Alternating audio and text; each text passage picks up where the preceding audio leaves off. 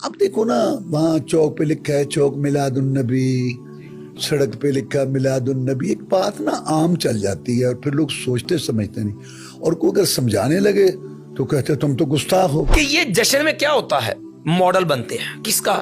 بیت اللہ کا. ماڈل بنتا ہے کس کا؟ روزہ رسول اللہ صلی اللہ علیہ وسلم کا. ماڈل بنتے ہیں کس کے؟ اس کے ساتھ مسجد نبوی کا. اب یہ ساری چیزیں قابل احترام ہیں. گندی گلی بازاروں کے اندر ان مقدس مقامات کی شبیہات بنانا، نالیوں، یہ کون سا جشن کا ادب کا انداز ہے؟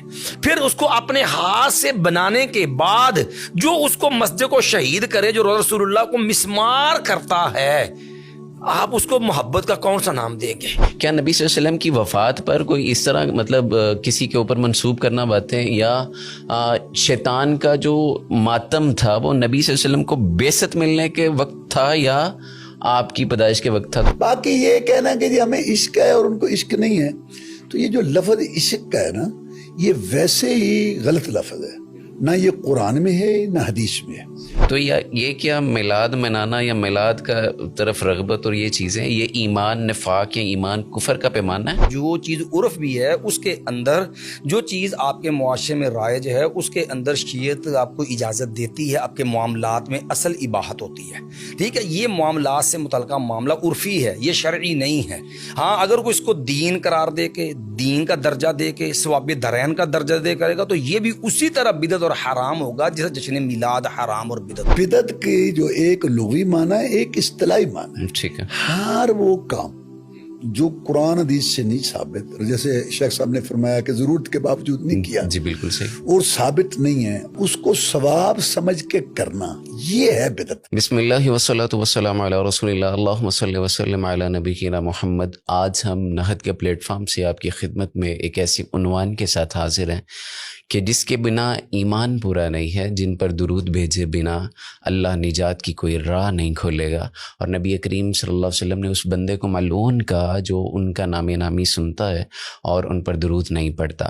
میری مراد رسول کریم صلی اللہ علیہ وسلم کی مناسبت سے یہ ربیع الاول کے اس مہینے کے اندر رسول اللہ صلی اللہ علیہ وسلم سے منسوب ایسی باتوں کا ہم احوال آپ کے سامنے رکھنا چاہتے ہیں کہ جن کی وجہ سے امت میں بظاہر ایک تقسیم اور ایک انتشار کی کیفیت نظر آتی ہے، لوگ ایک دوسرے پر فتویٰ دیتے نظر آتے ہیں.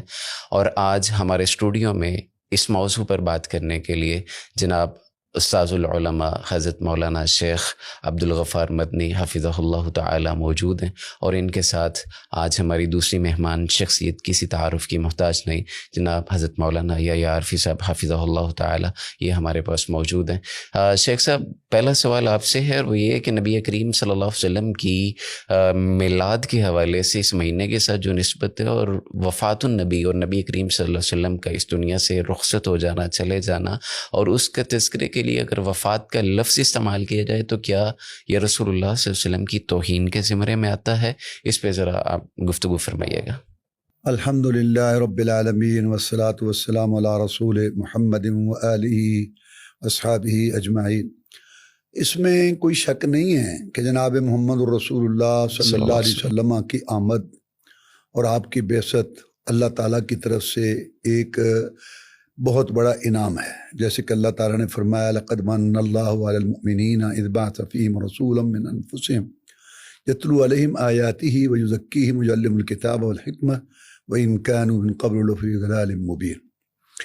اس آیت سے یہ معلوم ہوا کہ اللہ فرماتے ہیں کہ مومنوں پر یہ بہت بڑا احسان ہوا کہ اللہ تعالیٰ نے ان کو نبی رسول بنا کے بھیجا اور ان کو قرآن مجید جیسی ایک اہم جامع کامل کتاب دی، اور اس کی شرح کا حق تفسیر آپ کو دیا. آپ نے وہ لوگوں کو بتایا، پڑھایا، اور ان کا تزکیہ کیا، اس لحاظ سے جو جرائم تھے، گناہ تھے، ایسی چیزیں چھڑوائیں، تقوی پرہیزگاری کی راہ پر وہ گامزن ہوئے. اس سے پہلے وہ گمراہ تھے. جی. تو اس کا مطلب ہے کہ جب قرآن حدیث دنیا میں نہیں تھا تو لوگ گمراہ تھے. جی. جب قرآن حدیث آ گیا تو ہدایت آ گئی. اب جہاں جہاں قرآن حدیث ہوگا لوگ توجہ کریں گے تو وہ ہدایت پر ہوں گے. جہاں جہاں قرآن حدیث نہیں ہوگا، اپنی منمانی مرضی سوچ فکر ہوگی تو وہاں گمراہی ہوگی. بالکل صحیح. اس آیت کی روشنی میں تو ہم یہ کہتے ہیں کہ اللہ کے رسول صلی اللہ علیہ وسلم کو اللہ تعالیٰ نے بھیجا. ان کی جو بعثت ہے نا، جو رسالت ہے، جو پیغام ہے، وہ اصل بات ہے ہمارے لیے اہم. یہ تو ٹھیک ہے کہ تمام انبیاء پیدا ہوئے، تمام انسان پیدا ہوئے، ٹھیک ہے اپنی جگہ، لیکن جو مقصد ہے نا جناب محمد رسول اللہ صلی اللہ علیہ وسلم کا جو اللہ نے بیان، وہ جو ہے وہ کتاب و سنت ہے، اور وہ دین اور وہ اسلام۔ جب حضرت عمر فاروق رضی اللہ کے دور میں یہ بحث چلی کہ ہم اپنا سن کہاں سے شروع کریں، جی، تو ایک تجویز آئی کہ ہم اپنا سن جو ہے وہ شروع کریں جناب محمد رسول اللہ صلی اللہ علیہ وسلم کی پیدائش سے۔ ٹھیک ہے، تو صحابہ کرام رضوان اللہ علیہم اجمعین نے آگے سے جو بات کی، سب نے متفقہ وہ کی کہ نہیں، یہ تو عیسائیوں کی نقالی ہے، ٹھیک ہے، کہ عیسائیوں کا سال شروع ہوتا ہے عیسیٰ علیہ السلام کی ولادت سے، صحیح، اور یہ سن عیسوی یا ان کی ولادت سے شروع ہوتا ہے، تو یہ نقالی ہے، نہیں، ہمیں یہ نہیں کرنا۔ ٹھیک ہے، تو پھر وہ طے ہوا صحابہ کرام میں کہ چونکہ ہجرت سے مسلمان ایک امت کی حیثیت سے، اسلام ایک کامل مکمل دین کی حیثیت سے لوگوں کے سامنے آیا، اور مسلمان ایک امت کی حیثیت سے علیحدہ ہوئے، ایک ہمارا اپنا نظام بنا، ایک ہماری اپنی اسلامی حکومت قائم ہوئی جس کے سربراہ جناب محمد رسول اللہ صلی اللہ علیہ وسلم سے۔ تو اس سے یہ معلوم ہوا ہے کہ صحابہ کرام رضوان اللہ علیہ مجمعین جناب محمد رسول اللہ صلی اللہ علیہ وسلم سے بے پناہ محبت کر کے، اور ان کے ساتھ جو ہے نا اللہ تعالیٰ کی طرف سے وہ بھیجے ہوئے رسول تھے، ان کی اطاعت کر کے، مین چیز ان کے ذہن میں یہ تھی کہ آپ لے کے کیا آئے۔ جی، تو اس سے یہ معلوم ہوا کہ ولادت اپنی جگہ ہے، لیکن جو مقصد ہے نا ان کی بعثت کا یا ولادت کا کہہ لو، کہ ولادت جو ہوئی تو آئے، وہ اس کو سامنے رکھتے تھے۔ ٹھیک ہے، لہذا یہ میلاد النبی یعنی کہ رسول اللہ صلی اللہ علیہ وسلم کی اس کا معنی بنتا ہے اصل میں میلاد النبی کا کہ رسول اللہ صلی اللہ علیہ وسلم کے پیدا ہونے کی جگہ۔ ٹھیک ہے، جگہ، جگہ میلاد کا معنی بنے گا کہ رسول اللہ صلی اللہ علیہ وسلم کے پیدا ہونے کی جگہ۔ اب دیکھو نا، وہاں چوک پہ لکھا ہے چوک میلاد النبی، سڑک پہ لکھا میلاد النبی، ایک بات نا عام چل جاتی ہے، اور پھر لوگ سوچتے سمجھتے نہیں، اور کوئی اگر سمجھانے لگے تو کہتے تم تو گستاخ ہو۔ جی، اب دیکھو نا، ایک اماں پڑھ رہی تھی لا الہ الا اللہ پاک محمد الرسول اللہ، تو کسی نے بتایا کہ جی اماں اس میں پاک لفظ نہیں ہے۔ اچھا تو پھر رسول اللہ صلی اللہ علیہ وسلم پاک نہیں تھے؟ یہ جو منفی سوچے ہیں نا، یہ تعصب بھرے ہوئے، یا اپنی بات کو آگے دوسرے کو، یہ ٹھیک نہیں ہے۔ تو اس کا کیا مطلب ہے کہ جگہ جگہ یہ پیدائش، جگہ پیدائش، جگہ جگہ پیدائش کی، تو یہ نہیں ہے، یہ لفظ ہی صحیح نہیں، اس کو پھیلانا، اس کو کرنا، یہ صحابہ کرام میں نہیں تھا۔ ٹھیک ہے، تو یہی وجہ ہے کہ آپ احادیث یعنی احادیث پڑھیں، کتب حدیث پڑھیں، جی، تو اس میں آپ کو باب میلاد النبی نہیں ملے گا، ٹھیک ہے، وفات النبی ملے گا۔ صحیح، تو ایک تو یہ بات ہو، ٹھیک ہو گیا۔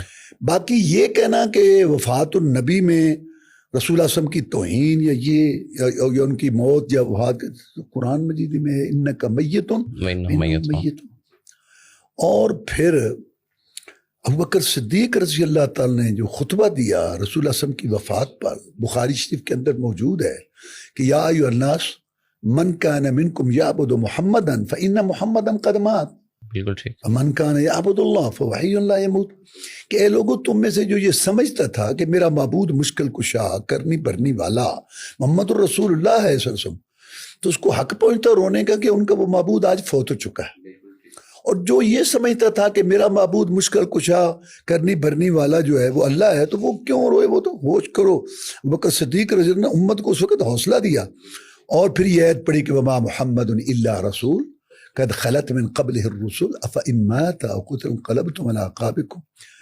یہ آیت اتری تھی غزوہ احد کے موقع پر، ٹھیک ہے، جب خبر مشہور ہو گئی کہ جناب محمد رسول صلی اللہ علیہ وسلم شہید کر دیے گئے۔ اصل میں یہ خبر ایسے اڑ گئی، وہ جناب مصعب بن عمیر، جزاک اللہ، مصعب بن عمیر رضی اللہ کی نا شابت تھی ان سے، تو اس وجہ سے تو اس وقت جب تلواریں ہتھیار پھینک کے کئی صحابہ کرام بیٹھ گئے، تو اللہ نے تنبیہ کی کہ محمد صلی اللہ علیہ وسلم پہلے رسولوں کی طرح ایک رسول ہے، انہوں نے ایک دن دنیا سے جانا ہے اپنی ڈیوٹی دے کے، بالکل صحیح، اور جانے کی دو صورتوں میں سے ایک ہو گئی، یا تو تبھی موت آئے گی یا پھر وہ شہادت کی موت پہ وہ سرفراز ہوں گے۔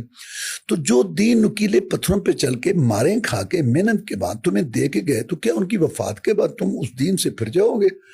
نہیں، دین پہ قائم رہنا ہے، رسول صلی اللہ علیہ وسلم زندہ ہوں تب بھی، فوت ہو جائیں تب بھی۔ صحیح، آپ جو ہیں جہاد جاری رکھنا ہے، زندہ ہوں تب بھی، وفات پائیں تو یہ اس سے واضح ہوا. تو یہ اور پھر ابوبکر صدیق سے زیادہ کون رسول اللہ صلی اللہ علیہ وسلم سے محبت کرتا ہے؟ تو انہوں نے امت کو حوصلہ دیا. ہے یہ صدمے والی بات، بالکل لیکن حوصلہ کرو، یہ وقت آنا تھا. بالکل صحیح. اور اس کے لیے نا ذہنی طور پر قرآن کی آیات نے بھی مسلمانوں کو پہلے تیار کیا ہوا تھا. خود رسول اللہ صلی اللہ علیہ وسلم نے اپنی وفات سے پہلے یہ کہا کہ ایک آدمی ہے، اس کو اللہ نے اختیار دیا ہے کہ ابھی وہ دنیا میں رہنا چاہتے ہیں تو رہیں، یعنی اللہ کہتے ہیں کہ میرے پاس آنا چاہتے ہیں تو آ جائیں. اس بندے نے اللہ کے پاس جانے کو پسند کیا ہے، تو ابوبکر صدیق نے رونا شروع کر دیا رضی اللہ تعالیٰ. ابو سعید خدری رضی اللہ عنہ، دوسرے چھوٹے صحابہ کرام کہنے لگے جب بوڑھا قریشی، وہ آپ تو کسی کا قصہ بیان کر رہے ہیں، اس نے رونا شروع کر دیا. جب رسول صلی اللہ علیہ وسلم کی وفات ہوئی پھر ہمیں سمجھ آئی کہ ابوبکر صدیق رضی اللہ عنہ ہم سب میں سے عالم زیادہ جاننے والے تھے. وہ پھر ایک عورت آئی، اس نے آ کے مسئلہ پوچھا، آپ نے بتایا، اور اس نے پھر کہا کہ اگر میں دوبارہ ہوں اور آپ نہ موجود ہوں، یعنی آپ وفات پا جائے، کہ آپ کی موت ہو جائے، تو میں کس کے پاس آؤں؟ تو میں ابوبکر کے پاس ہوں. تو اس طرح کے نا آیات بھی ہیں، حدیث بھی ہیں، صحابہ کرام رضوان اللہ علیہ مجمعین. تو یہ ایک بات ہے کہ جو آیا اس نے جانا ہے، اور اس میں کوئی توہین نہیں ہے، بالکل صحیح ہے، اس میں کوئی بات نہیں ہے. اگر ہوتی تو یہ رسول اللہ صلی اللہ علیہ وسلم کو صاحب صدمہ واقعی. ماشاء اللہ. اللہ کچھ زیادہ بڑے خوبصورت انداز میں شیخ صاحب نے یہ بات بتائی ہے کہ نبی کریم صلی اللہ علیہ وسلم کا پیغام اہم ہے، آپ کی ولادت اہم نہیں ہے. اچھا شیخ صاحب، مجھے آپ سے یہ جاننا ہے اس حوالے سے، آج کل ہمارے گلی محلوں میں ہر جگہ بینر نظر آتے ہیں اسی طرح جشن عید میلاد النبی، اور اس حوالے سے اگر ہم تھوڑا سا اپنے کبار مشائخ علماء کو اور محدثین کو پڑھتے ہیں تو تاریخ میلاد یا پیدائش کی نبی صلی اللہ علیہ وسلم کی، اس میں ایک کافی ساری ورائٹی ملتی ہے کہ کوئی کچھ بتا رہا ہے، کوئی کچھ بتا رہا ہے. تو اگر جیسے شیخ صاحب نے بتایا پیغام اہم ہے، ولادت اہم نہیں ہے، تو اس حوالے سے ذرا بتائیے گا کہ کیا نبی کریم صلی اللہ علیہ وسلم کی یہ جو تاریخ پیدائش ہے اس میں ورائٹی اسی لیے ہے کہ یہ پیدائش اہم نہیں، پیغام اہم ہے؟ محترم ڈاکٹر صاحب، سب سے پہلی بات یہ ہے کہ نبی کریم صلی اللہ علیہ وسلم کی ولادت باسعادت بذات خود ایک بہت بڑا اہم مسئلہ ہے. اس کو سمجھنا ضروری ہے کیونکہ یہ بھی ایک بہت بڑے باطل عقیدے کا رد ہے. جی بالکل ٹھیک. اس کی وجہ یہ ہے کہ اگر آپ گمراہ فرقوں کو پڑھیں تو اس کو اندر آپ کو یہ بات ملے گی کہ ایک گروہ باقاعدہ نبی علیہ السلام کے ظہور کا نظریہ رکھتا ہے. سب سے پہلی چیز یہ ہے کہ ولادت ایسے باطل بدعی نظریات کی تردید کرتی ہے. بالکل ٹھیک ہے. دوسری بڑی اہم چیز یہ ہے کہ پیارے پیغمبر صلی اللہ علیہ وسلم کی ولادت سے کسی مسلمان مومن کو اختلاف نہیں ہے. ٹھیک ہے. مسئلہ یہ ہے کہ پیارے پیغمبر صلی اللہ علیہ وسلم کی ولادت کے دن کو جو ہے جشن عید قرار دینا یہ قابل غور ہے. ٹھیک ہے. اسلام کے اندر اگر آپ غور کریں اسلامی تاریخ میں، بلکہ آپ اسلامی تاریخ کے اس پہلو پہ آ جائیں کہ اگر آپ ہمارے ہاں جو مکتبہ فکر جشن عید میلاد النبی کے نام پہ جو شروع گوگا کرتے ہیں، جی آپ اگر ان کے ذمہ دار علماء کو دیکھیں، مثلا مولانا عمر رضا خان صاحب جو ہیں ان کو دیکھ لیں، ان کا فتاوی رضویہ پڑھیں. ٹھیک ہے. انہوں نے باقاعدہ نبی کریم صلی اللہ علیہ وسلم کی ولادت کے حوالے سے اختلاف یا 5 مہینے ذکر کیے ہیں کہ اسلاف میں اس بات میں اختلاف ہے کہ نبی علیہ السلام کی ولادت کس مہینے میں ہوئی. ٹھیک ہے. کیا نبی علیہ السلام کی ولادت جو ہے محرم میں ہوئی جیسا کہ پیر عبدالقادر جیلانی رحمۃ اللہ علیہ نے غنیۃ الطالبین میں لکھا، یا نبی علیہ السلام کی ولادت رمضان میں ہوئی، یا ربیع الاول کے اندر ہوئی، یا اسی طرح نبی علیہ السلام کی ولادت ذوالحجہ میں. 5 اقوال مہینے کے بارے میں ہے اور 7 اقوال تاریخ کے بارے میں ہے کہ وہ تاریخ کون سی تھی. یعنی نہ مہینہ متعین نہ تاریخ متعین، دونوں کا اختلاف. خود مولانا عمر رضا خان صاحب بریلوی نے فتاوی رضویہ 26ویں جلد کے اندر باقاعدہ تفصیل سے ذکر کیا. ٹھیک ہے. جبکہ اس کے برعکس واضح انداز کے اندر یہ 12 ربیع الاول انہوں نے اس بات کو بھی تسلیم کیا ہے کہ چونکہ مکے اور مدینے کی رویت کا اختلاف تھا، مدینے کے اندر نبی علیہ الصلوۃ والسلام جس دن دنیا سے گئے ربیع الاول کا مہینہ تھا اور تاریخ 12 تھی. یہ احمد رضا خان صاحب نے مولانا عمر رضا خان صاحب نے فتاوی رضویہ کے اندر باقاعدہ یہ بعد لکھی ہے. مدینے کے اعتبار سے وفات کی تاریخ 12 تھی. ٹھیک. یہاں بھی کئی لوگ غلطی کرتے ہیں, وہ رویت مکے کی لکھ کر کے اسی سے حساب سے کرتے ہیں, کہتے ہیں جی 13-12 کو شمار آتی نہیں. لیکن مسئلہ یہ ہے کہ اگر آپ تاریخ دیکھیں تو مکے مدینے کی رویت کا اختلاف ہے, اور خود مولانا عمر رضا خان صاحب نے اس بات کو تسلیم کیا ہے کہ مدینے کی رویت کے اعتبار سے نبی علیہ السلام کی وفات 12 ربیع الاول کو ہے. یہی وجہ ہے کہ انہوں نے باقاعدہ اپنے اکابر کا تذکرہ کرتے ہوئے اس کے اندر ان کے راول پنڈی کے ایک معروف عالم دین گزرے ہیں, ان کی سیرت میں لکھا ہے کہ ان کا ایک بڑا اہم کردار تھا. اچھا. وہ کردار یہ تھا کہ یہ 12 ربیع الاول کا دن جو ہے یوم وفات کے نام سے معروف تھا. انہوں نے پھر سٹرگل کر کے کوشش کر کے اس کو یوم وفات کی بجائے یوم میلاد منظور کروایا ہے. حالانکہ اسلاف میں اکابر میں تاریخ کے اعتبار سے یہ یوم وفات ہی ہے, اور انہوں نے اس کو جو ہے وہ یوم وفات کو یوم میلاد منوایا ہے. یعنی اس کے یہ اکابر اہل سنت کے نام سے ان کی کتاب ہے, اس کے اندر انہوں نے باقاعدہ اپنے اعتراف کیا کہ یہ ان کا کارنامہ ہے. اب اگر اس کا دوسرا پہلو جو آپ نے سوال کیا کہ اس پہ جشن عید, جی, یہ بات بھی بڑی آسانی سے حل ہو جاتی ہے اگر آدمی تعصب سے بالا ہو کے تھوڑا سا غور کرے. سب سے پہلے یہ چیز ہے کہ جشن کا تعین ہو جائے. جشن ہوتا کیا ہے؟ بالکل ٹھیک ہے. جشن کیا ہے؟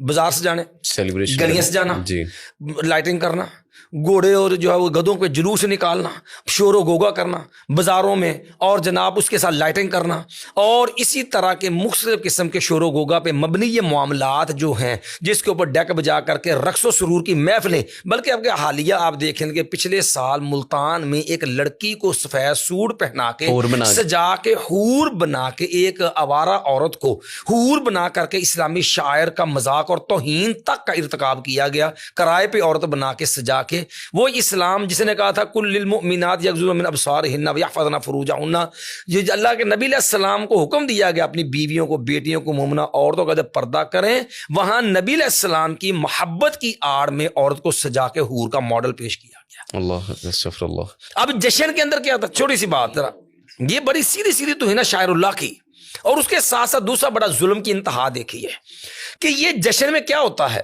ماڈل بنتے ہیں کس کا؟ بیت اللہ کا. ماڈل بنتا ہے کس کا؟ روزہ رسول اللہ صلی اللہ علیہ وسلم کا. ماڈل بنتے ہیں کس کے؟ اس کے ساتھ مسجد نبوی کا. اب یہ ساری چیزیں قابل احترام ہیں. اگر روزہ رسول اللہ کی بات کریں تو روزہ میں ریاض الجنہ ہے. اگر مسجد کی بات کریں تو افضل ترین مسجد ہے. گندی گلی بازاروں کے اندر ان مقدس مقامات کی شبیہات بنانا, نالیوں, یہ کون سا جشن کا ادب کا انداز ہے؟ پھر اس کو اپنے ہاتھ سے بنانے کے بعد جو اس کو مسجد کو شہید کرے, جو روزہ رسول اللہ کو مسمار کرتا ہے, آپ اس کو محبت کا کون سا نام دیں گے؟ کہ یہ بے ادبی گستاخی نہیں ہوگی؟ جو روزہ رسول اللہ کو گرا رہا ہے, جس کو محبت سے ماڈل شبی بنایا, اب ہاتھوں سے توڑا بھی ہے, اس مسجد کا تقدس پامال بھی کیا ہے. حور کا کیس الگ ہے کہ وہ بیچاری رو رہی ہے کہ مجھے پیسے نہیں ملے. ہاں, تو بہرحال یہ پہلے تو جشن ہمیں کنفرم کرنے کا جشن کا تصور کیا ہے. اگلی بات ہے عید. عید ایک اسلامی اصطلاح ہے اور ایک اسلامی تہوار کا نام ہے, اور اسلامی تہوار کا تعین کوئی امتی اس کو حاکی نہیں ہے. اسلامی تہوار جو ہوتے ہیں اس کا تعین رب کرتا ہے, اپنے نبی کی زبانی کرتا ہے. دیکھو نا عیسیٰ علیہ السلام نے کیا کہا تھا اللہ تعالیٰ سے, ربنا انزل علینا مائدۃ من السماء تکون لنا عیدا لاولنا وآخرنا. اللہ ایک دسترخوان اتار دے, وہ دسترخوان جو ہمارے لیے عید ہو. بالکل. اب اللہ کے نبی درخواست کریں کس سے؟ اللہ تعالیٰ سے. عید کا تعین رب نے کرنا ہے, رب کے رسول صلی اللہ علیہ وسلم نے کرنا ہوتا, امتی کا کام ہی نہیں ہے. اس لیے جشن کا تصور بھی اسلام میں یہ نہیں ہے. پھر کسی دن کو آپ امتی کو حق نہیں ہے, خواہ وہ حکمی عید ہو یا حقیقی, امتی کو حق نہیں ہے عید کے دن کا تعین کرنے کا. باقی رہ گیا میلاد النبی, اس کا کوئی منکر نہیں ہے. ہم تو نبی علیہ السلام کی ولادت کے قائل ہیں کہ آپ صلی اللہ علیہ وسلم کی پیدائش ہوئی ہے. آپ ماں آمنہ گھر میں, عبداللہ کے گھر میں, عبد المطلب کے جو ہے وہ پوتے, ابو طالب کے بھتیجے ہیں. آپ صلی اللہ علیہ وسلم کا ددھال ہے, ننہال ہے. آپ صلی جن سے انسان میں سے جو ہے مبعوث ہوئے ہیں, آپ کی ولادت جو ہے وہ تو بہت سارے جب معاملات کو حل کر دیتی ہے. تو اس لیے جو ہے اس چیز کو پہلے سمجھنا چاہیے کہ یہ جشن کیا ہے, عید کیا ہے. اس میں ایک آخری بات اور بھی قابل غور ہے, وہ ویسے مولانا غلام مرشد سعیدی فوت ہو گئے ہیں. یہ مولانا جو ہے ہمارے بریلوی مکتبہ فکر کے ایک بہت بڑے عالم ہیں کہ مفتی منیب الرحمان صاحب کراچی سے, ان کا ادارہ ہے دارالعلوم نعیمیہ کراچی. ٹھیک ہے. ان سے وہ منسلک ہیں تھے مولانا غلام مرشد سعیدی. ان کے وہاں صدر مدرس تھے، ان کی کتابیں بھی ہیں، شرح مسلم سعیدی طبیان، انہوں نے ایک بڑی شاندار بات، ہمارے ہاں بعض لوگ یہ تعویل کرتے ہیں کہ یہ عید مسرت ہے، جیسے طاہر القادری کی کتاب میلاد النبی صلی اللہ علیہ وسلم، طاہر القادری نے بھی یہ تعویل کی ہے کہ یہ لغوی عید مسرت ہے، خوشی کی عید ہے۔ یہاں پر یہ بات سمجھنے والی ہے کہ جو شرعی اصطلاحات ہوتی ہیں لغت کے سہارے وہ جائز اور حلال نہیں ہو سکتی۔ بالکل ٹھیک ہے۔ اس کو انہوں نے بڑے واضح انداز میں، مولانا غلام السعیدی جو ہے رحمہ اللہ نے اسے بڑے اچھے انداز سے اس بات کو بیان کیا، فرمانے لگے کہ لغت کے سہارے نظر و نیاز اگر کہیں گے یہ لغوی نظر ہے، وہ انہیں کہنے لگا پھر تو پورا دین بزیچہ یا تفعال بن جائے گا۔ آج لغوی نظر آئی، کل لغوی حج آ جائے گا، پھر لغوی عمرہ آ جائے گا، پھر لغوی نماز آ جائے گی، پھر لغوی جو ہے وہ طواف آ جائے گا۔ تو اسی طرح اگر یہ لغوی عید ہے، عید مسرت ہے، کل کو لغوی نماز آ جائے گی، پھر لغوی حج آ جائے گا، تو گویا کہ لغت کے سارے پورا ایک نیا دین آ جائے گا۔ گویا کہ معاذ اللہ رسول اللہ پہ اعتماد کی ضرورت نہیں، لغت کے سارے جس کو مرضی چاہو دین کا درجہ دے لو۔ بڑی فکر انگیز باتیں آپ نے بتائی ہیں۔ اچھا شیخ صاحب، یہ جاننا ہے، ایک شعر بسا اوقات مخاطب کر کے شعر بولا جاتا ہے، کہا جاتا ہے سوائے ابلیس کے جہاں میں سبھی خوشیاں منا رہے ہیں، یہ عید ایسی ہے۔ نبی صلی اللہ علیہ وسلم کی، جیسے آپ نے بڑی اچھی انداز میں بات کی تھی کہ نبی صلی اللہ علیہ وسلم کا پیغام ہے ہمیں، کیا نبی صلی اللہ علیہ وسلم کی وفات پر کوئی اس طرح مطلب کسی کے اوپر منسوب کرنا باتیں، یا شیطان کا جو ماتم تھا وہ نبی صلی اللہ علیہ وسلم کو بعثت ملنے کے وقت تھا یا آپ کی پیدائش کے وقت تھا؟ تھوڑا سا اس پہ ذرا اگر روشنی ڈال دیے۔ دیکھیں بات یہ ہے کہ ابلیس شیطان کو جو تکلیف ہوتی ہے نا، کہ اگر لوگ اللہ کی بات مانیں گے، اس کی عبادت کریں گے، دیکھو نا شروع سے جو مسئلہ ہوا تو وہ یہی تھا۔ اچھا اب اس کو تکلیف ہوگی نا کہ اس کے اوپر باقی لوگ، جیسے شیخ صاحب نے فرمایا یہ سارے یہ کام کرتے رہیں، اس طرح کے یہ کام کرتے رہیں گے، تو اس میں تو اس کو کوئی، جس کو یہ کہتے ہیں کہ یہ محبت ہے یا عشق ہے یا عقیدت ہے، تو اس پہ وہ اب ہم خوش ہو رہے ہیں سارے، اور جو ابلیس کو تو اس پہ سے وہ خوشی ہوگی کہ جب یہ قرآن حدیث کو چھوڑ کے، اللہ کے رسول کی تعلیمات کو چھوڑ کے، ایسی جو ہے نا یعنی کہ زہری باتوں میں، نمائشی باتوں میں، ان چیزوں میں جب پڑ جائیں گے، اور یہ عیسائیوں کی قسم کی نکالی یا دوسری چیزوں میں، تو اس سے تو وہ خوش ہوگا، اس سے تو وہ پریشان نہیں ہوگا۔ اس کو تو پریشانی ہوگی کہ جناب محمد رسول اللہ صلی اللہ علیہ وسلم کا پیغام جو ہے اس کو جو ہے وہ مانے گا یا تسلیم کرے گا۔ کہ شیطان کے متعلق آتا ہے، ایک تو نا اپنی طور پہ ہم کہیں کہ شیطان کب خوش ہوتا ہے، کب غمگین ہوتا ہے، ایک ہے کہ یہ بالکل نص موجود ہے کہ بدر کے دن وہ پریشان ہوا، سر میں مٹی ڈالی، اور یوم عرفہ کے دن وہ ذلیل ہوا، سر میں مٹی ڈالی، ماتم کیا، پریشان ہوا، رویا سارا۔ تو کیا تھا بدر میں؟ بدر میں یہ تھا کہ جو پیغام جناب محمد رسول اللہ صلی اللہ علیہ وسلم نے پیش کیا تھا لا الہ الا اللہ کا، ہاں، اور اپنی سنت کا، اس کو جو ماننے والے صحابہ کرام تھے رضوان اللہ علیہم اجمعین، وہ جو آپ کے ساتھ ہوئے، تو مکہ والوں نے تنگ کیا، وہاں سے نکلے، تو یہ جو لوگ تھے نا، یہ رسول اللہ صلی اللہ علیہ وسلم کا پیغام اور آپ کے لائے ہوئے دین کے علمبردار، ان کو کامیابی ہوئی، اور جو اس پیغام کے مخالفین تھے وہ وہاں کٹے تو اس کو تکلیف ہوئی۔ تو اس کا مطلب ہے کہ اس کو دکھ یا تکلیف ہے رسول اللہ صلی اللہ علیہ وسلم کے پیغام کو ماننے والوں سے۔ بالکل صحیح۔ اچھا پھر وہ یوم عرفہ میں اللہ تعالیٰ معافی دیتا ہے، اور یہ قرآن حدیث میں طے بات ہے کہ کن کو معافی دیتا ہے؟ جو توبہ کریں، جو استغفار کریں، گناہ کو گناہ سمجھ کے اس سے پھر اعتراف کر کے شرمندگی اور ندامت کریں، تو اللہ تبارک و تعالیٰ جو ہے نا خوش ہوتا ہے اور ان کو وہ معاف کرتا ہے، ان لوگوں کو معاف کرتا ہے نا، یا شریعت کے مخالفت کرنے والوں کو معاف کرتا ہے نہیں، جب وہ تو پابندی کرنے کو معاف کرتا ہے اس دن شیطان جو ہے ذلیل۔ باقی یہ کہنا کہ جی ہمیں عشق ہے اور ان کو عشق نہیں ہے، تو یہ جو لفظ عشق کا ہے نا، یہ ویسے ہی غلط لفظ ہے، نہ یہ قرآن میں ہے نہ حدیث میں ہے، صحیح، اور لغت کے لحاظ سے دیکھا جائے تو اس کا معنی بڑا غلط ہے، یعنی المحبہ مع الشہوہ۔ اللہ اکبر۔ اس کا یہ جو فروز اللغات اردو ہمارے ہاں ملتی ہے، فروز اللغات ہے اردو، اس کے اندر عشق کا معنی دیکھ لو کہ محبت شہوت کے ساتھ۔ بالکل صحیح۔ بڑی کیا کہوں میں اس کو کہ یہ کتنی یعنی کہ بری بات ہے کہ اس کو تم اس کے لفظ استعمال کرو جناب محمد رسول اللہ صلی اللہ علیہ وسلم کے لیے یا کسی اور اپنے جس سے محبت ہے، تو یہ لفظ ہی غلط ہے۔ یہی وجہ ہے کہ یہ لفظ نہ قرآن میں ہے نہ حدیث میں ہے، قرآن و حدیث میں نہیں ہے. محبت کا لفظ ہے, اتباع کا ہے, تو یہ قرآن حدیث میں نہیں ہے. اور پھر یہ بھی بات ہے کہ اللہ معاف فرمائے, یہ لفظ جو میں نے جیسے بتایا غلط ہے, کوئی آدمی نہیں کہے گا کہ میں اپنی بہن کا عاشق ہوں, جتنی بھی محبت ہو گئی. بالکل صحیح. ماں کا عاشق, یہ کیسی بات ہے؟ اور رسول کے لیے کہو کہ میں عاشق.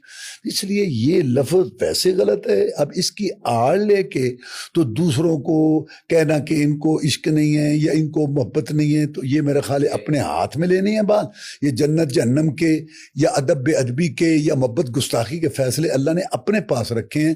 جیسے کہ سورہ حجرات کی پہلی آیت بتا رہی ہے کہ محبت کرنے والے کون ہیں اور گستاخی کرنے والے کون ہیں, کہ جو رسول اللہ صلی اللہ علیہ وسلم کی بات مانتے ہیں, بات پر چلتے ہیں, وہ محبت کرنے والے ہیں. باقی کسی کو کوئی آکے نہیں پہنچتا کہ کسی کو وہ گستاخ کہے یا بے ادب. بالکل صحیح. اچھا شیخ صاحب, لگے ہاتھوں صرف ایک اور یہ بھی بتا دیں, معاشرے میں ایک مروج طریقہ یہ ہے کہ چھوٹے چھوٹے بچوں کو کوئی وہ دے کے رسیاں وغیرہ روڈ بند کیے ہوئے ہوتے ہیں, اسٹول رکھا ہوا ہوتا ہے, اور بیکاریوں جیسے پیسے نبی صلی اللہ علیہ وسلم سے محبت کے نام پہ بھیک مانگ کے اس کو لے کے چلنا, اور پھر مسجدیں ویران ہیں اور میوزک چل رہا ہے ساری رات, جھنڈیاں لگائی جا رہی ہیں, لائٹنگ کی جا رہی ہے, لیکن نماز کے لیے مسجد میں نہیں کوئی جاتا. تو یہ کیا تقاضا یہی ہے؟ دیکھیں, آپ نے بڑی اچھی بات کی, بس کیا کریں, یہ امت خرافات میں کھو گئی. بات اصل میں یہ ہے کہ پہلی بات تو یہ ہے کہ تم نے ایک چیز خود طے کر لی. جیسے شیخ صاحب نے فرمایا جشن اور یہ, جی. اب اس کے لیے پیسہ چاہیے نا, پیسہ چاہیے.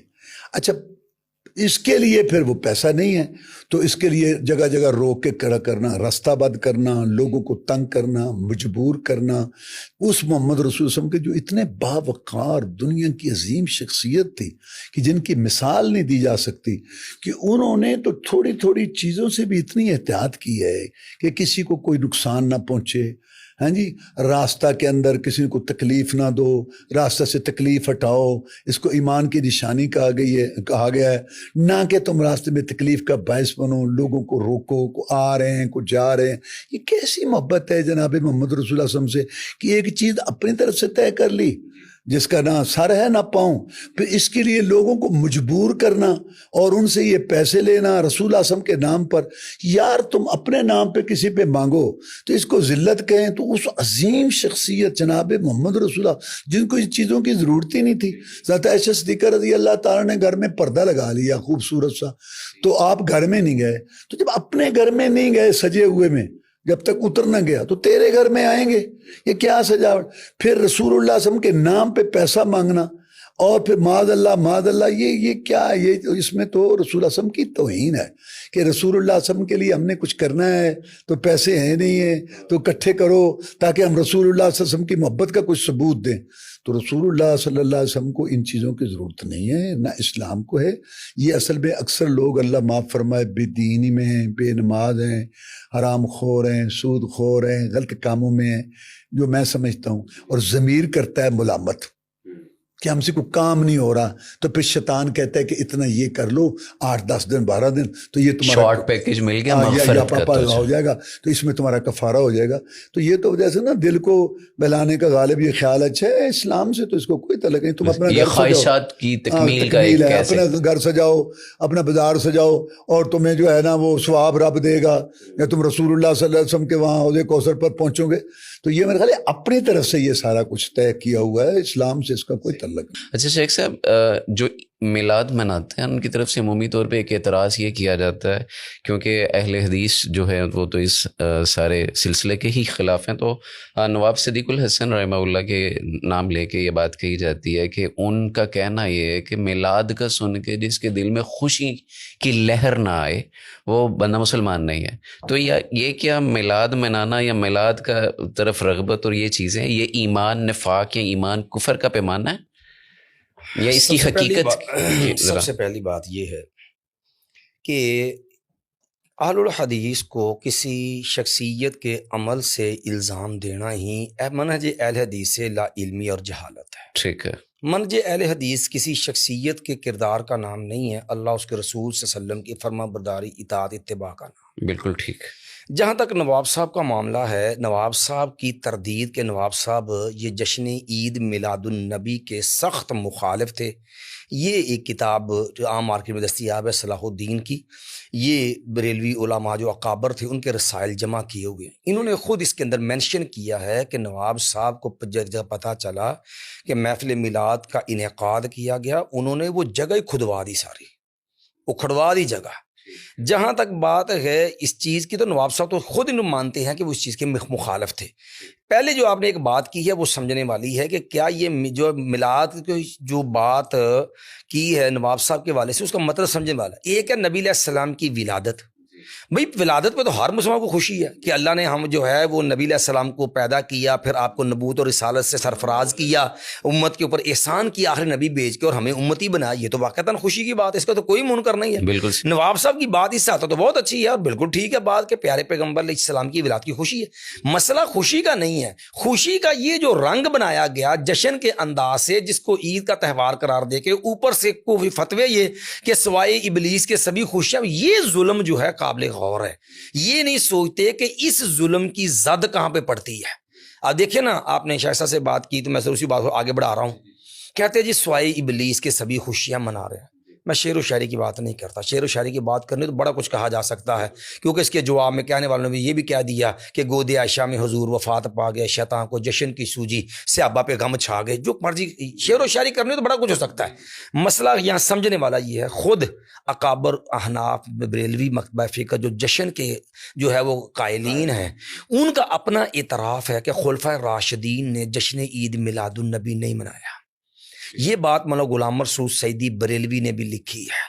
یہی بات صدیق احمد ہزاروی صاحب جو شیخ الحدیث ہے جامعہ حجویریہ گنج بخش کے، اور جو سابق مدرس ہیں جو ہے وہ جامعہ نظامیہ کے، جو نظریاتی اسلامی کونسل کے باقاعدہ رکن بھی ہیں ان کے، انہوں نے باقاعدہ لکھا کہ خلفاء راشدین نے جو جشن عید میلاد النبی نہیں منایا، صحابہ کرام نہیں منایا۔ جال حق والے نے لکھا ہوا ہے کہ قرون ثلاثہ خیر القرون والوں نے یہ جشن عید میلاد النبی نہیں منایا۔ باقاعدہ عبدالسمیع رامپوری صاحب نے انوار ساتھ میں لکھا 6 صدیوں تک اس کا وجود نہیں۔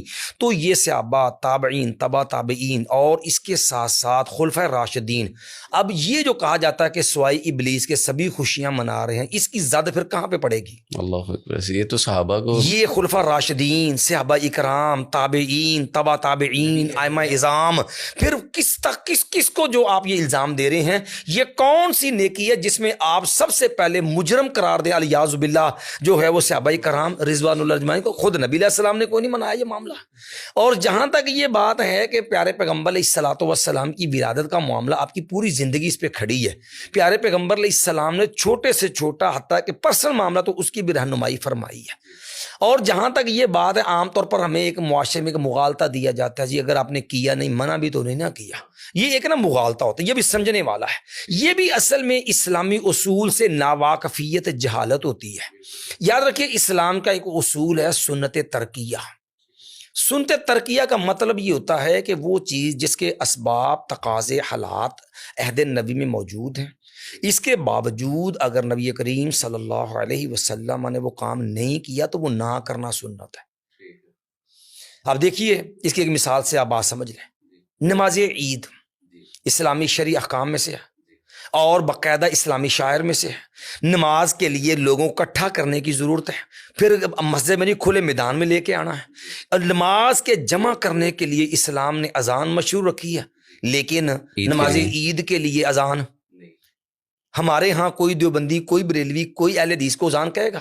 نہیں کہتا۔ اب کو اگر کوئی اسی بھائی کو کہے جو کہہ دیتے ہیں جی منع دکھاؤ کہ بھی آپ نماز عید کی اذان نہیں کہتے کہ آپ منع دکھائیں، بالکل ٹھیک، تو کیا خیال ہے؟ یہ جہاں یہ ضابطہ شریعت کا ہے کہ وہاں ضرورت تھی لوگوں کو اکٹھا کرنے کی، لوگوں کو ایک جگہ پہ لانے کی، اذان شرعی شاعر ہے، لیکن ضرورت تقاضے کے باوجود پیارے پیغمبر علیہ السلام نہیں کہ تو نہ کرنا سنت ہے۔ اب صحابہ کو محبت تھی، 11 صحابہ احد کے میدان میں نبی اللہ کا دفاع کرتے شہید ہو گئے ہیں۔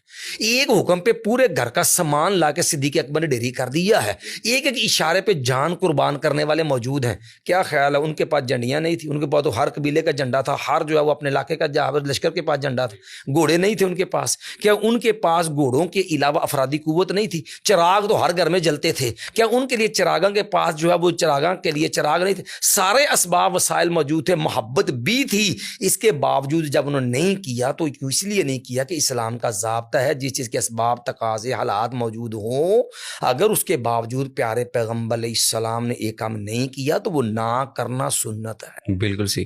اچھا شیخ صاحب، یہاں سے پھر ایک اعتراض اس سارے تفصیل کے بعد یہ آتا ہے کہ بدعت حسنہ ہے، اچھا عمل اچھی نیت کے ساتھ اچھی سوچ کے ساتھ، چونکہ نبی صلی اللہ علیہ وسلم اور صحابہ کرام رضوان اللہ علیہ مجمعین نے تو اسے نہیں کیا نا، تو خیر ہے اگر ہم اسے نیکی کے نام پہ کر لیں. جیسے وہ پھر مثال بھی دی جاتی ہے، جیسے سیدنا عمر رضی اللہ تعالیٰ عنہ نے اجماع کیا تھا تراویح کے لیے، اور پھر اس کے بعد جو جملے بولے تھے تو اس کو دلیل بنا کے یہ بات کی جاتی ہے. تو اس پہ ذرا آپ بتا دیجئے کیا مناسب ہے؟ دیکھو جی، پہلی بات تو یہ ہے کہ رسول اللہ صلی اللہ علیہ وسلم ہر تقریر، ہر درس، ہر وعظ، خطبے سے پہلے جو خطبہ پڑھتے تھے تو اس میں یہ بات تھی کلو بدعت ضلالہ، ہر بدعت گمراہی. بالکل ٹھیک. یہ جناب محمد رسول کا خطبہ ہے، اور یہ آپ ہر تقریر، ہر وعظ سے پہلی تو بات یہ ہے. ٹھیک ہے. تو اس کا مطلب ہے کہ بدعت ہر قسم کی جو ہے نا وہ گمراہی ہے اور منع ہے. اب سوال یہ ہے کہ بدعت کہتے کس کو ہے؟ ٹھیک ہے. تو شریعت کے اندر نا ہر بات کے یعنی کہ ایک تو لغوی معنی ہوتا ہے نا، ایک شرعی معنی ہوتا ہے. مثلا صوم ہے، روزہ، صوم کا ایک لغوی معنی ہے خاموشی اختیار کرنا، لیکن شریعت میں یہ ہے کہ الامساک عن الاکل والشرب والجماع من طلوع الفجر الى غروب الشمس، یعنی کھانے پینے جماع سے رکنا طلوع فجر سے لے کے غروب شمس تک. یہ شرعی معنی ہے. یہ شرعی معنی ہو. تو بدعت کی جو ایک لغوی معنی ہے، ایک اصطلاحی معنی ہے. ٹھیک ہے. ہر وہ کام جو قرآن حدیث سے نہیں ثابت، جیسے شیخ صاحب نے فرمایا کہ ضرورت کے باوجود نہیں کیا، جی بالکل صحیح، اور ثابت نہیں ہے، اس کو ثواب سمجھ کے کرنا، یہ ہے بدعت. ٹھیک ہے. پہلی بات تو یہ طے ہو جائے نا کہ بدعت کون سی ہے جو جس کو اسلام وہ منع کر رہا ہے. ایک بات. اور یہی وجہ ہے کہ سارے جتنے امام نے، سارے محدثین نے، سارا یہ اس پہ بدعت پہ مذمت پہ سارا کتابیں بھی موجود ہیں. جی بالکل ٹھیک. اچھا، پھر یہ جو ہے نا، یہی وجہ ہے کہ امام مالک رحمہ اللہ نے فرمایا ہے کہ جو آدمی سمجھتے ہوئے بھی کہ رسول اللہ صلی اللہ علیہ وسلم نے یہ کام نہیں کیا جی، اور اس کو وہ کرتا ہے ثواب سمجھ کے، تو اس کا یہ عقیدہ ہے کہ معاذ اللہ محمد رسول اللہ نے خیانت کی. استغفر اللہ. جی جی، کیونکہ دین مکمل ہے، اور مکمل کا مطلب اس میں کوئی چیز نہ داخل ہو سکے نہ لگ سکے. تو یہ تو بات یہ طے ہو گئی. اب ہوا یہ کہ جناب محمد رسول اللہ صلی اللہ علیہ وسلم نے رات کا قیام کیا، جس کو قیام رمضان بھی کہتے ہیں، اس کو ہم تراویح کہتے ہیں، قیام اللیل تو کیا. مسجد نبوی کے اندر حجرہ بالکل پاس تھا، تو آپ وہاں کرتے مسجد کے اندر نماز. تو جو وہاں صحابہ کرام موجود تھے تو وہ پیچھے کھڑے ہو گئے اور نماز پڑھی. صبح انہوں نے لوگوں کو بتایا کہ رات تو بڑی بات ہوئی، ہمیں تو یہ شرف حاصل. چلو اور آ گئے، دوسرے دن، تیسرے دن اور آ گئے، کافی. تو تیسرے جب اور چوتھے دن تو مسجد بھر گئی. تو جناب محمد رسول اللہ صلی اللہ علیہ وسلم باہر نہیں آئے. وہ آپ نے چٹائی گول کر کے نا ایسا وہ کمرہ سا بنایا ہوا تھا، تو ایسے وہ کرتے رہے بھی، شاید آپ کو پتہ نہیں چلا تھا، آپ سنتا نہیں آئے. صبح فرمایا کہ مجھے سب پتہ چل رہا تھا، تو میں اس لیے نہیں آیا کہ تم پر فرض نہ کر دیا. بالکل ٹھیک. تو ابوبکر صدیق آپ کی وفات کے بعد ابوبکر صدیق رضی اللہ کا دور ہے 2 سال 4 ماہ. آپ کو پتہ ہے بڑا ہنگامی دور ہے، مرتد کھڑے ہو گئے، جھوٹے نبی، یہ سارا. پھر حضرت عمر فاروق کا دور آیا جی. تو وہ حضرت عمر فاروق ایک دن نکلے تو مسجد نبی میں دیکھا کہ لوگ اس وہاں نماز پڑھ رہے ہیں اور مختلف جماعتیں ہو رہی ہیں، کئی 4 ایک ہی مسجد ہے اس جی میں؟ جی مسجد ایک پہ بالکل. تو گروہ وہاں ٹولے، کوئی وہاں کوئی وہاں کوئی وہاں. تو دیکھا بڑے حیران ہوئے. کہ لیں گے پہلی بات تو یہ کہ یہ وقت جو یہاں یہ نماز لازمی بات ہے، عشاء تو ہو چکی تھی، بالکل ٹھیک. رات کا قیام تھا. تو یہ جو وقت ہے نا، اس میں سونا بہتر ہے اور پچھلی رات یہ عبادت بہتر ہے. ٹھیک ہے. پھر دوسری بات ہے کہ فرض نماز تو مسجد میں ہے، اور حدیث سے میں کہ سنت نوافل جو ہے نا گھر میں افضل ہے. بالکل ٹھیک. گھر میں ہے. اگر آپ لوگ مسجد میں آ ہی گئے ہیں تو پھر یہ تو اسلام کے مزاج کے خلاف ہے. یہ جو ہے نا تفرق، 4 دیواری میں اتنا تفرق. دیکھو نا کہ اذان ہو جائے تو آپ مسجد سے نہ نکلیں، تو ہدایات کا کیا مطلب ہے؟ تو یہ تو انہوں نے پھر صحابہ کرام سے مشورہ کیا کہ اے میرا دل یہ چاہتا ہے کہ جو مسجد میں آئیں تو ایک جماعت، تو سب نے اتفاق کیا. تو اس کے بعد جو ہے نا تو حضرت طبیب بن کعب کو رضی اللہ تعالیٰ مقرر کیا قاری کے طور پر اور طبیب داری کو سامع کے طور پر. ٹھیک تو ہے. یہ نظام شروع ہوا. دوسرے دن وہاں سے گزرے تو دیکھا تو کہا نعمت البدع، اس کا معنی بنے گا بڑا اچھا کام ہے یہ نیا. اب پہلی بات تو یہ ہے کہ یہ بدعت نہیں ہے، جیسے میں نے پہلے عرض کیا رسول اللہ کا عمل موجود ہے، یعنی رسول اللہ صلی اللہ علیہ وسلم سے یہ قیام رمضان کا ثابت ہے، باجماعت رمضان میں ثابت ہے، عشاء کے بعد ثابت ہے، با جماعت ثابت ہے. ایک بات کہ 3 دن آگے نہیں، اور آگے وجہ بیان کر دی کہ یہ مجھے اچھا لگتا ہے کہ کہیں میں اس لیے نہیں آیا کہیں تو پر یہ فرض نہ کر دی. بالکل صحیح. چونکہ رسول صاحب جب وفات پا گئے چلے گئے تو یہ خدشہ نہیں رہا کہ جبریل آئے گا اور آگے اور کا یہ کہے گا. تو اب چونکہ وہ تو چیز نہیں تھی تو وہی چیز جو رسول اللہ صلی اللہ علیہ وسلم میں دور تھی اور اس وجہ سے وہ چھوڑ دی گئی تھی، اس کو چونکہ نئے سرے سے کیا تو یہاں لغوی معنی ہے بدعت کا. ورنہ وہ جو رسول اللہ نے کہا نا سسم کلو بدعت، کیسے ہو سکتا ہے کہ عمر فاروق جس کو رسول اللہ سے ہر خطبے میں کہیں کلو بدعت ضلالہ اور وہ بدعت کرے؟ دراصل یہ کام پہلے موجود تھا، بدعت نہیں ہے. چونکہ اب ایک میں اس کی مثال دیتا ہوں، یہ جو ہے نا راستہ بنانا ٹھیک ہے، حدیث سے ثابت ہے، جیسے کہ ایمان کی نشانی ہے راستہ بنانا. اب جہاں پانی ہے، کیچڑ ہے، کچھ ایسا وہاں روڑے وغیرہ پڑے ہیں، ایک آدمی آ جاتا ہے کسی لے کے، او یار ادھر آؤ، اور تو بھی آ یار آ رہا، سر کرتا اب مٹی پار اٹھا آیا. ایک آدمی کہتا ہے تو نے یار بڑا اچھا نیا کام شروع کیا. یہ نیا نہیں ہے، یہ رسول اللہ صاحب پہلے سے موجود تھا، بس اس نے اب جنہوں پنجابی کہتے ہیں نا آر کیتا ہے، یا اس نے یہ اب یہ ہے اصل بات. جیسے جہاد ہے، مثلا جہاد قرآن حدیث میں ثابت ہے بات. اب لوگ حافظ سعید صاحب کو متعلق کہتے ہیں کہ یار انہیں بڑا اچھا کام ہے بھائی شروع کیا. بھائی حافظ سعید صاحب نے شروع کیا ہے، یہ چیز پہلے سے موجود ہے. یہ اصل میں بات آخر میں کہہ دیتا ہوں، میں اکثر درسوں میں بھی اور بچوں کو جب پڑھاتا ہوں تو کہتا ہوں کہ لوگ ہوتے ہیں 2 قسم کے، ایک ہوتا ہے متبع، ایک ہوتا ہے مبتدع. متبع وہ ہوتا ہے جس کا کوئی اپنا ذہن نہیں ہوتا، نظریہ نہیں ہوتا، کوئی اس کا وہ نہیں ہوتا. وہ یہ دیکھتا ہے مثلا اس نے عقیدہ لینا ہے تو عقیدے کی ایتیں حدیثیں لے گا، زکوٰۃ لینی زکوٰۃ کی ایتیں حدیثیں لے گا، کسی دن کی وہ خوشی کا لینا ہے تو اس کی وہ ایتیں حدیثیں لے گا. خود کو سمجھ ٹھیک عالم سے سمجھ، تو یہ ہے متبع. اس کو 30 سال بعد بھی کوئی کہے نا کہ تو کہتا ہے میں قرآن اس کا متبع، تو یہ مسئلہ اچھا جزاک اللہ. ایک ہے مبتدع، وہ پہلے سے طے کر چکے ہیں کہ ہم نے یہ کرنا ہے، ہم وہ ہیں، ہم یہ کریں گے. وہ کیا کرتے ہیں؟ وہ ایتوں حدیثوں کو کھینچ کے مطلب نکالتے ہیں. مطلب نکل ہے تب بھی ٹھیک ہے، نہ تب بھی. ان لوگوں کے متعلق اقبال نے کہا تھا خود بدلتے نہیں، قرآن کو بدل دیتے ہیں. وہ کس کے اللہ نے بھی کہا نا فَيَتَّبِعُونَ مَا تَشَابَهَ مِنْهُ ابْتِغَاءَ الْفِتْنَةِ وَابْتِغَاءَ تَأْوِيلِهِ. اصل میں یہ ہے بات، ورنہ وہ بات نہیں. بالکل ٹھیک. اچھا شیخ صاحب، مجھے میں چاہتا ہوں کہ آپ ذرا اچھے انداز میں اس پہ روشنی ڈال دیں. 2 سوال ذرا مرج کرنے ہیں آپ کے ساتھ. یوم الوطنی یا 14 اگست کا اگر سیلیبریشن کیا جا سکتا ہے، جشن منایا جا سکتا ہے، تو نبی صلی اللہ علیہ وسلم النبی اولا بالمؤمنین من انفسہم، تو اس کے تحت پھر نبی صلی اللہ علیہ وسلم کی آمد اور یہ ساری چیزیں، یا آپ صلی اللہ علیہ وسلم کو نبوت اور رسالت ملنا اور اللہ کے بعد سب سے بلند مقام رسول کریم صلی اللہ علیہ وسلم کا، تو اس کے تحت کیا حرج کیا ہے؟ سب سے پہلی بات یہ اس چیز میں رکھیں کہ یوم الوطنی دین نہیں ہے. ٹھیک ہے. یہ ایک معاشرے کا عرفی مسئلہ ہے.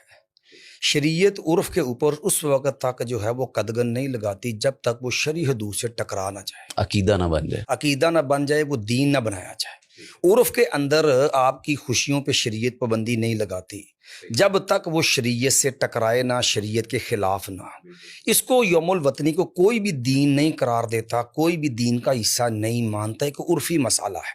ہاں اس کے اندر بھی جو ہے اسراف حرام ہے، اس کے اندر بھی گانا بجانا، اس کے اندر بھی فضولیات جو ہیں ہم قطعاً اس کی حرمت و حلت ساری اسلام والی اس پہ لگیں گے. جو احکام جو اسلام دیکھیں نا، جو چیز عرف بھی ہے اس کے اندر، جو چیز آپ کے معاشرے میں رائج ہے اس کے اندر شریعت آپ کو اجازت دیتی ہے. آپ کے معاملات میں اصل اباحت ہوتی ہے. ٹھیک ہے، یہ معاملات سے متعلقہ معاملہ عرفی ہے، یہ شرعی نہیں ہے. ہاں اگر کوئی اس کو دین قرار دے کے، دین کا درجہ دے کے، ثواب درین کا درجہ دے کرے گا تو یہ بھی اسی طرح بدعت اور حرام ہوگا جیسے جشن میلاد حرام اور بدعت ہوگا. بالکل ٹھیک ہے. پہلے تو یہ فرق سمجھنا ضروری ہے. جہاں تک نبی علیہ السلام کے ساتھ نسبت کا معاملہ ہے وہ سراپا دین ہے. وہاں پر دین کی حدود و قیود متعین ہے، وہ دین مکمل ہے، اور اس کی وضاحت ہم پہلے کر چکے ہیں کہ اس کے اندر بندے کو اپنی طرف سے ریڈنگ اضافے کی اجازت نہیں، قطعاً نہیں ہے. بالکل صحیح، بہت اچھی بات. اچھا شیخ صاحب، نبی کریم صلی اللہ علیہ وسلم کی سیرت میں، آپ صلی اللہ علیہ وسلم کی تعلیمات میں شب و روز میں ایک بات ملتی ہے. اللہ کے رسول صلی اللہ علیہ وسلم سے روزے کے متعلق سوال کیا گیا جو پیر اور جمعرات کا تھا، تو آپ صلی اللہ علیہ وسلم نے اپنی پیدائش کا تذکرہ کیا، تو وہاں سے پھر یہ اس کو کوئی نسبت دے کے جائز قرار دینے کی کوئی جسارت کی جا سکتی ہے؟ دیکھیے یہ تو بالکل یعنی یہ لوگ جو کرتے ہیں نا ان کے خلاف جاتی ہے یہ بات. ٹھیک ہے. دیکھو سوموار کو رسول وسلم کی پیدائش ہوئی، اچھا تو اس کے اندر روزہ ہے، اور ادھر آپ کا یہ فرمان ہے کہ عید کے دن روزہ نہیں ہے. بالکل صحیح. اب دیکھو نا یہ تو ان کے خلاف جائے گی نا بات، یہ جو یہ بھائی کرتے ہیں کہ بھئی اگر یہ عید ہے تو روزہ نہیں، اگر روزہ ہے تو عید نہیں. بالکل صحیح. یہ تو کوئی بات نہیں کہ عید بھی روزہ بھی ہے اور عید بھی ہے، تو عید کے دن تو روزہ جائز نہیں ہے. تو یہ تو بات ان کے خلاف جاتی ہے. بالکل صحیح. اللہ کے رسول صلی اللہ علیہ وسلم نے منع کر رکھا ہے. تو شیخ صاحب وقت ہمارا مکمل ہو چکا ہے، تو ایک دو جملے یا ایک دو منٹ میں آپ اپنا ذرا اس حوالے سے کہ محبت کے نام پہ اطاعت سے نہیں نکلنا یہ کتنا لازم ہے؟ بطور جہاں تک- نصیحت. جی سب سے پہلی بات یہ ہے کہ اسلام کے جب حدود و قیود متعین ہے، نبی علیہ السلام نے ہر محبت کا ضابطہ طے کر دیا ہے جی بالکل ٹھیک. کہ لا تطرونی کما اطرت النصارى عیسی ابن مریم ولکنی عبد اللہ فقولوا عبد اللہ ورسول، کہ محبت کے اندر غلو مبالغہ آرائی کی اجازت نہیں ہے. محبت کے اندر بھی آپ پابند ہیں شریعت کے ضوابط کے، اصول کے، قواعد کے، سمجھے. اس کے اندر آپ کو جو ہے جیسے نبی علیہ السلام کے سامنے بچی نے کہہ دیا فینا نبی یعلم ما فی غدین، کہ ہمیں ایسا نبی جو کل کی بات جانتا، ہم نے فوراً روک دیا بچی کی، دعی ھذا وقولی ما کنت تقولین. بالکل. اور نبی علیہ الصلوۃ والسلام صحابی نے کہہ دیا یا رسول اللہ ما شاء اللہ وشئت، وہی ہوتا ہے جو آپ چاہتے ہیں اور اللہ چاہتے ہیں. مایا لا اجعلتنی للہ ندا، تو نے مجھے رب کا شریک بنا دیا، بل ما شاء اللہ وحدہ، صرف وہ تھا جو اللہ چاہتا. ہاں اس کے بعد اللہ چاہے اس کے بعد میں چاہوں تو ہو جاتا ہے. اب وہ محبت کے اندر آپ صلی اللہ علیہ وسلم کے ساتھ یہ عقیدت کا یہ انداز اختیار کر رہے ہیں، لیکن آپ نے محبت میں بھی بولی ان جملوں کو عقیدے کے منافی قرار دیتے ہوئے اس کو شرک قرار دیا، جو اس بات کی دلیل ہے کہ ہمارے ہاں جو معاشرے کی تقسیم ہوتی ہے نا، آپ نے شاید بعض اہل البدع سے یہ سنا ہوگا، وہ کہہ دیتے ہیں وہ جی اسی عاشق کہتے ہیں، عشق دی حد کوئی نہیں، عشق دا قانون کوئی نہیں ہوتا. بھئی پہلی بات تو شیخ صاحب نے وضاحت کر دی کہ عشق تو ویسے بھی لفظ جو ہے قرآن میں مودت، محبت، انس، الفت، یہ محبت کے الفاظ تو ہیں، یہ لفظ ہی غیر مناسب ہے. یعنی ایسا لفظ جو آپ اپنے گھر میں استعمال نہیں کرتے، بہن بیٹی، ماں بیٹے، ماں کے لیے، وہ نبی کے لیے آپ کو لفظ ملا ہے. دوسرے نمبر پر عشق کے اندر ضابطے آپ کو وہ جو ہے وہ شریعت کے اپنانے ہوں گے. آپ کا لفظ عشق آپ کے لیے شرعی حدود کو حلال نہیں کر سکتا کہ آپ جب مرضی نکل جائے. یہ بنیادی غلطی ہے ان لوگوں کی کہ یہ لوگوں کو باور کرواتے ہیں ہم عاشق ہیں، اور عاشق کے لیے کوئی حد نہیں ہوتی، ہم عاشق ہیں لہذا ہماری سب کچھ جائز ہے. اگر سب جائز ہوتا تو نبی علیہ صحابی کو نہ کہتے کہ اجعلت للہ ندا، تو نبی رب کا شریک بنا دیا. ننھی بچی کو نہ کہتے کہ تو نے جو بیٹی یہ بات چھوڑ دے، وہ وہی جو بات کہہ رہے تھے کہنے دیتے. تو اس لیے محبت کے اندر بھی انسان پابند ہے، غمی ہو یا خوشی. ٹھیک ہے جی، انسان جو ہے وہ عبادات میں ہو یا معاملات میں، انسان کے لیے ضابطہ حیات اسلام دین اسلام ہے، اور اسوہ جو ہے وہ جناب محمد رسول اللہ صلی اللہ علیہ وسلم ہے. جو چیز اس ضابطے اسوے سے باہر ہوگی وہ دین نہیں ہے، خواہ کرنے والا کتنا بھی نیک مقرب کیوں نہ اور کتنا اخلاص کیوں نہ. شیخ صاحب ایک منٹ میں آپ بھی کوئی نصیحت فرما دیجیے. بس رسول اللہ صلی اللہ علیہ وسلم سے پوچھا گیا تھا نصیحت کا، تو آپ نے ارشاد فرمایا اتق اللہ حیث ما کنت وخالق الناس بخلق حسن واتبع السیئۃ الحسنہ. اللہ سے ڈر میرے امتی، جہاں بھی ہو، گھر میں ہو، باہر ہو، کہیں بھی ہو، اور لوگوں سے اچھے معاملات سے پیش آؤ، اچھا معاملہ ان سے رکھو، بچو گناہ سے. اگر کبھی ہو جائے تو اس کے بعد فوراً نیکی کرو، کیونکہ ان الحسنات یذہبن السیئات، نیکیاں گناہوں کو لے جاتی ہیں. بالکل صحیح. بہت بہت شکریہ آپ مشائخ کے وقت دینے کا، اور بڑی پرزور مدلل انداز میں اور پرزور اپیل کرتی ہوئی عشق، محبت، پیار، جو بھی آپ نام دیتے ہیں رسول اللہ صلی اللہ علیہ وسلم سے، عقیدت کو، اس کو ویل ڈیفائن کرنے کے لیے آج کی نشست تھی، مجلس تھی۔ اللہ اسے اپنی بارگاہ میں قبول فرمائے، اور جو لوگ ٹریک پہ نہیں ہیں، پٹری سے اترے ہوئے ہیں، اللہ تبارک و تعالی ہماری اس کوشش کے ذریعے انہیں غور و فکر کر کے، تدبر کر کے حقیقی معنوں میں رسول اللہ صلی اللہ علیہ وسلم کا صحیح امتی بنائے۔ اصل میں یہ دنیا میرے اور آپ کے امتحان کی اس لیے بھی ہے کہ اللہ نے پابندیاں لگا رکھی ہیں کہ کون رسول کی اطاعت کرتا ہے اور کون اس سے پیچھے ہٹتا ہے، اور یہی راہ نجات ہے۔ صرف دعویٰ کر لینا، نام لگا لینا، جھنڈے لگا لینا، صرف بینر لگانے سے یہ محبت نہیں ثابت ہوتی۔ مسجدیں بھریں، آباد کریں، بچوں کو دین کی طرف لے کے آئیں، قرآن کی طرف لے کے آئیں، اللہ کے نبی صلی اللہ علیہ وسلم کے فرمان کی طرف لے کے آئیں۔ اپنا بہت خیال رکھیے گا۔ اللہ تبارک و تعالیٰ آپ کے ہر دکھ، درد، غم، تکلیف کو اللہ راحت میں بدلے، آپ کو سکون عطا فرمائے۔ اجازت دیجیے، السلام علیکم ورحمۃ اللہ وبرکاتہ۔